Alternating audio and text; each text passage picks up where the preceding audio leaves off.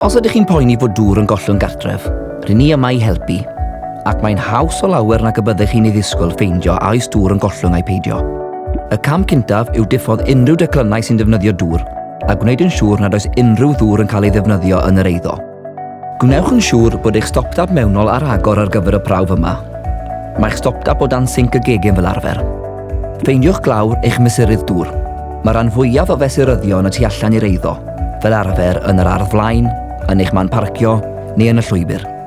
Os yw hi'n ddiogel, agorwch y clawr gyda gwrthrych diflewyn ar dafod a chodwch y clawr rew. Sicrhewch fod y rif cyfresol yn gyson ar un ar eich bildŵr a chymerwch ddarlleniad o'r ymesurydd. Nodwch yr holl rhifau, yr rai D a'r rai coch. Gosodwch amserydd am 30 munud. Wedyn, edrychwch ar eich amserydd eto. Os nad yw'r darlleniad wedi newid, does dim dŵr yn gollwng ar eich cyflenwad. Os yw'r ail ddarlleniad yn uwch na'r cyntaf, efallai bod dŵr yn gollwng. Os oes dŵr yn gollwng, gallwch ffeindio awn gollwng y tu fewn neu'r tu allan eich cartref. Gadewch i ni wneud prawf arall i weld allwn ni ffeindio ble mae'r dŵr gollwng. Eto, gwnewch yn siŵr nad oes unrhyw ddŵr yn cael ei ddefnyddio, a'r tro yma, caiwch eich stopdap mewnol. Ewch nôl at eich mesurydd a chymerwch ddarlleniad arall. Cofiwch nodi'r holl rhifau, y rai D a'r rai coch. Ar ôl 30 munud eto, cymerwch ddarlleniad arall. Os yw'r darlleniad yn uwch ar ôl y ddau brawf, yna gallai hynny olygu bod problem rhwng y mesurydd a'r stopdap mewnol. Cysylltwch â ni ac fe welwn beth y gallwn ni wneud i helpu. Os nad oes unrhyw wahaniaeth, mae'n debygol bod y dŵr yn gollwng y tu fewn i'r eiddo. Gallai hyn fod yn rhywbeth bach fel toilet sy'n gollwng neu dap sy'n diferu. Felly defnyddiwch blwmwr water-safe i'w drwsio.